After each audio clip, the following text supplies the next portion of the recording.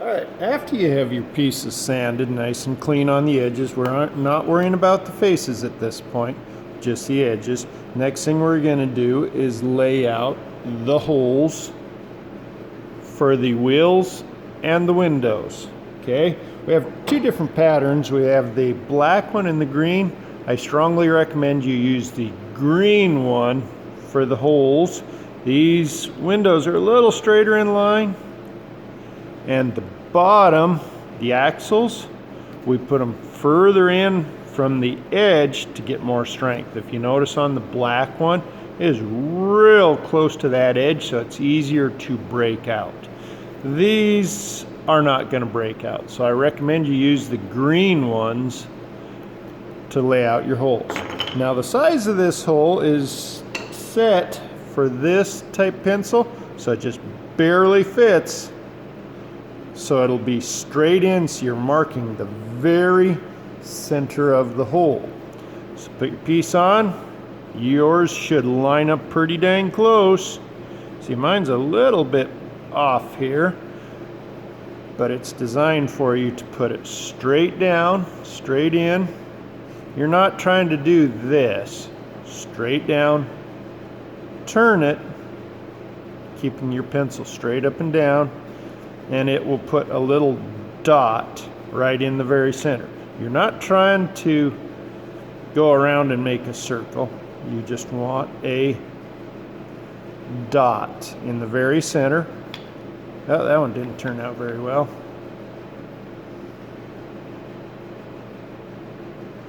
Let's see if this one, we can get this one a little better.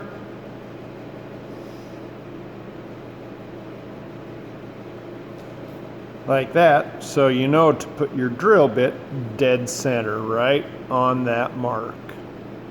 Okay, these, I want to come back and remark this one because that's not very accurate, is it? So let's make sure we're back lined up, make sure we're lined up with that mark right in the center, nice and flush on the bottom. Come back in and remark it. If you don't have things marked right, how are you going to get them drilled right? Okay, it's there, that's much better. Now your axles, it's going to be a 1/4 inch dowel we use for the axle. I've found there is variation in the size, probably due to manufacturers or just tooling, can give you a little bit of variation in the size of your dowel. We're going to start with a smaller size drill bit. We want our dowel to freely spin here, then on your wheels we want it tight. So we want it to freely spin. We're going to start with a 17/64 drill bit. Let me pause. Alright, so we're back. Here's a twist bit we're going to use. It's a general all-purpose drill bit. The end that goes in the chuck is called the shank. This is getting pretty scratched out, so it's pretty hard to see, but you can see right here. Maybe you can see. Oh, I don't think you can, but it says 17/64 right there. So this is the bit we want. We'll probably end up drilling these out to a bigger size, but right now let's start with this one, and then we'll deal with the variation in the size of the dowels. Next thing we're going to do is make sure to get this nice and tight properly in the drill press.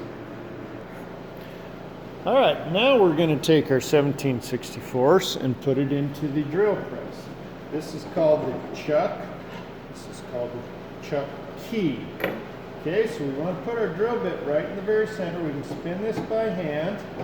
Okay, going this direction is loosening, the other direction is tightening. We want to make sure we get it right in the center. Right down here there are 3 jaws. It's a 3-jaw universal chuck. And we don't want to stick our drill bit all the way in, but we don't want it clear out on the end. We want our jaws to come down about this far, about 1 inch in on the shank of the drill bit. So we want to put it in, tighten it up, spin it, make sure you have it dead center. Okay, put your chuck key on. It's got a safety here. There's 3 different holes you want to put in it.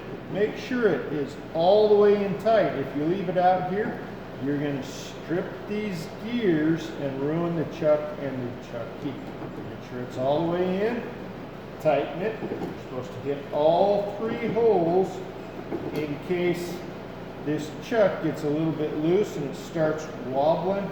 Just here, and it gets itself in a bind from just tightening 1 hole. So you're supposed to hit all 3 holes. Make sure they are tight. Okay, so you want a piece of scrap wood underneath. You want a nice, clean, flat piece. If there's a bunch of holes underneath, when you drill and break through your wood, it might chip the bottom. Now again, don't rush through on your deal. If you push it through real fast and you have in a bad spot, you're going to chip the bottom of your wood. Take your time, do a nice, smooth, clean job. Alright, I'm going to turn the dust collector on. Alright, so you want to hold your piece nice and flat. Make sure you're going in the center. Nice and tight grip. Flat. Don't try to hold it up. I find kids want to hold their projects like this, which puts it on an angle, so you're drilling on an angle. Make sure it is flat. Flat. To adjust your table, if your height isn't very good, you want to hold it up front. On the back, this is called the column. On the back is your table wall. Loosen it, then you can kind of wiggle and let it take pressure off. If you try just to pull it up, it's not going to go. You've got to lift up front and back evenly, kind of wiggle it, and it'll come right back up. Then you lock it where you want it. Don't crank it tight, just lock it. Make sure you're nice and tight. This side is your down feed lever. You don't want to hit the table, so you just want to enter into your scrap. Okay, hold it tight, turn it on right here.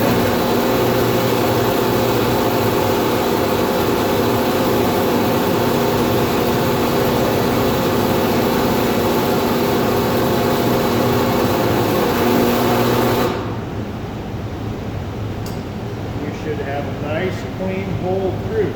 Now if you're drilling and your piece of wood gets away from you and starts spinning, do not try to grab it. Just turn off your tool, stand back, let it come to a stop, then you can spin it out. If you try doing that, it could really cut you, especially if you were working with a piece of sheet metal, it would slice you like a knife. All right.